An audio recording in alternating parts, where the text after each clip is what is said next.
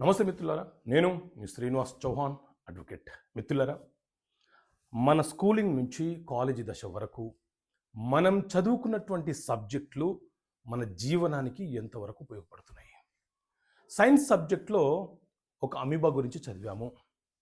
మెథమెటిక్స్లో A+B² సూత్రం గురించి చదివాము. ఫిజిక్స్లో ఒక ఫార్ములా గురించి చదివాము. కెమిస్ట్రీలో ఒకటి చదివాము. కానీ సమాజంలో బ్రతకడానికి ఈ సబ్జెక్టులు ఎంతవరకు ఉపయోగపడుతున్నాయి?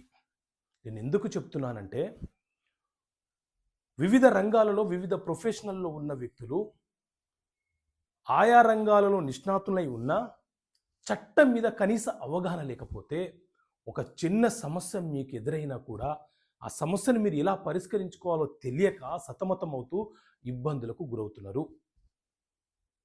ఒక వ్యక్తి మీద ఒక క్రిమినల్ కేసు నమోదైతే ఆ తర్వాత అతను దానిని అధ్యయనం చేయడం మొదలు పెడుతున్నాడు. అసలు నా మీద ఏం కేసు నమోదైంది, దాని ఫర్దర్ ప్రొసీజర్ ఏంది, ఆ తర్వాత నేను ఏం చెయ్యాలి అని ఆ తర్వాత దాని గురించి అధ్యయనం చేయడం మొదలు పెడుతున్నాడు. ఒక వ్యక్తి మీద ఒక పోక్సో కేసు నమోదవుతే అసలు ఆ పోక్సో కేసు అంటే ఏంటి, ఎందుకు ఈ పోక్సో కేసులో నా పేరు నమోదైంది, అసలు ఎఫ్ఐఆర్ కావడం వల్ల నాకు వచ్చే నష్టం ఏంటి, ఇదంతా కూడా మనము స్కూలింగ్లోనో కాలేజీలోనో ఉన్నప్పుడే మన సబ్జెక్టులు మనకు బోధించి ఉండాలి.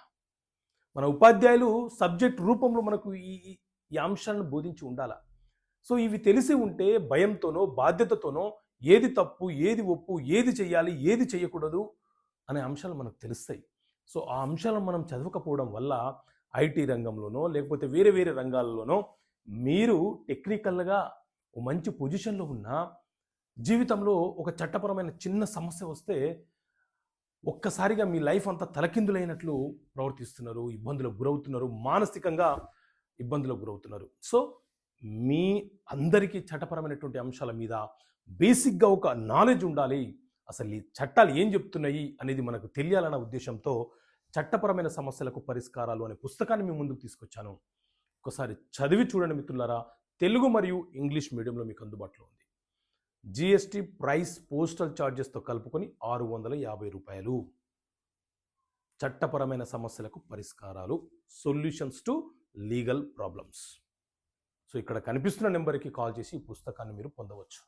ఓకే మిత్రులారా, థ్యాంక్ యూ. జై హింద్.